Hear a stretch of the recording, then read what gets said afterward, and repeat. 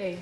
Thank you, Madam Deputy Speaker. I want to take this opportunity in what is nominally the health debate of the Queen's speech to speak more broadly about the National Health Service. I quite welcome the fact that there isn't much in the Queen's speech on the health in terms of policy, because I think what we have done already in this government needs to bed down. I've always tried to build cross-party consensus in this chamber. At no point have I sought to make any party political points when it comes to healthcare, primarily because as a clinician who still practices in the health service and has an extensive network of friends from medical school who are all approaching consultancy, I've been aware of the challenges that the NHS currently faces, and so therefore have always believed that there needs to be an understanding across the benches for us to find the appropriate solutions. Because the NHS challenges that we face, we need to get a grip of them. There are significant changes that are afoot in our society. The changes in attitude and behaviour and the expectations of patients is changing as each generation passes away. The stoic wartime generation are being replaced by arguably much softer ones, and their experience of pain, their approach to suffering, in my clinical experience, is different. Each generation is also becoming more and more obese. And as I've already said, the society that we all live in is ageing. There have been some poignant contributions so far in this debate, and that's fine, and I share those concerns. But let's not kid ourselves, over 20% of the population is now aged over 60. The proportion of people paying tax in proportion to the people who are retired is diminishing. We cannot lose sight of that reality. We need to recognise that change is inevitable. And finally, there are some welcome advances in medicine, in drugs and in technology, in the application of that technology in the care of patients. But these have invariably been quite expensive.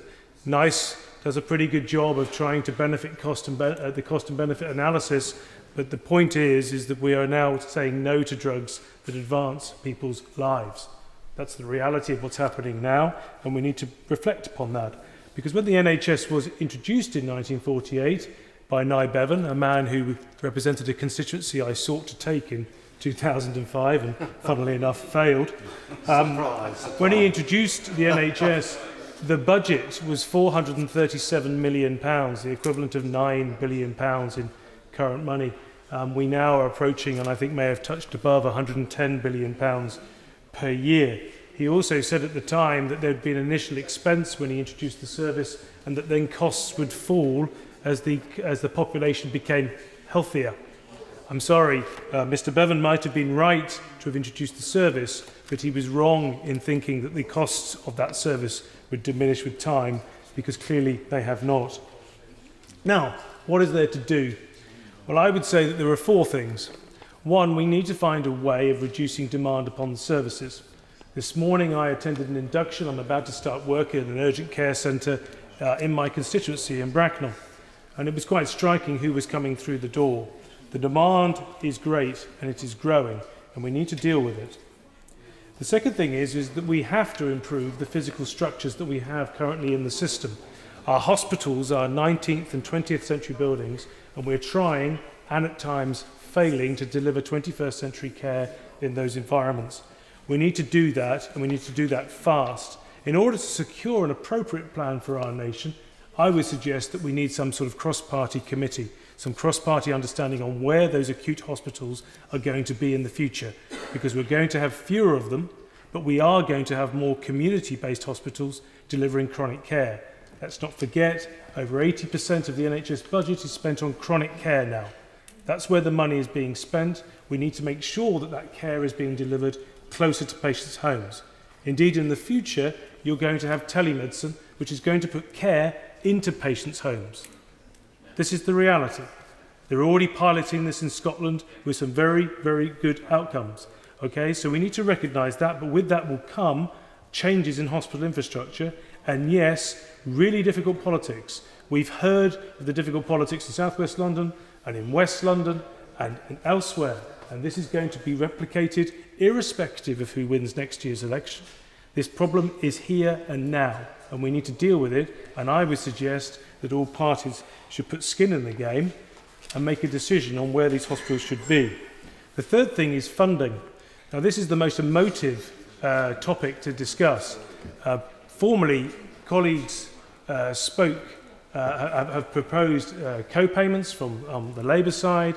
On this side, there have been suggestions of health accounts and supplementary insurance schemes.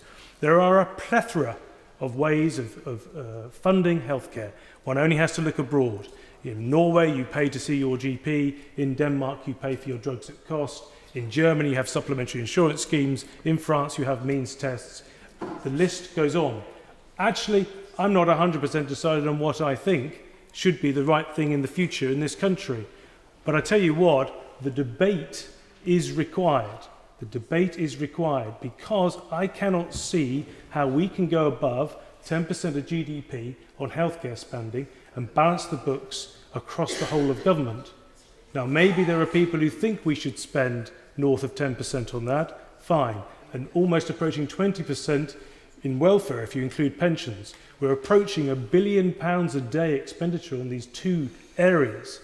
I don't think that's sustainable, but I know that if it's to change, we need a cross-party debate on this, and it's not easy. And the final thing I would say is that the political cycle doesn't really help here.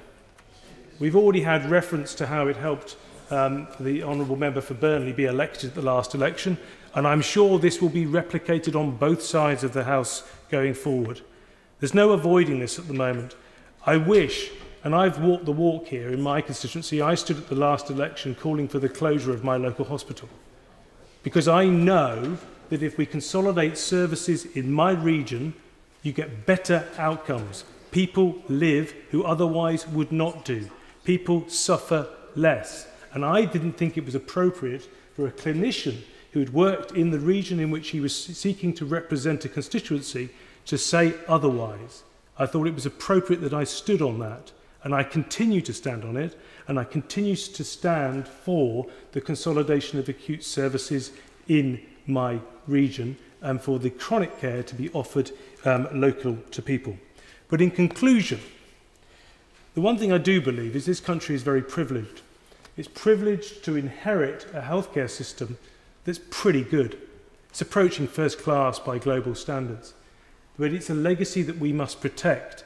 Our grandparents have given us this, and we need to protect it going forward, which means we need to be open-minded about the changes required and what's necessary. I personally, I think the solutions for this will come from more than one political party and more than one expert group. But the time is now, and we all need to work together. Karen.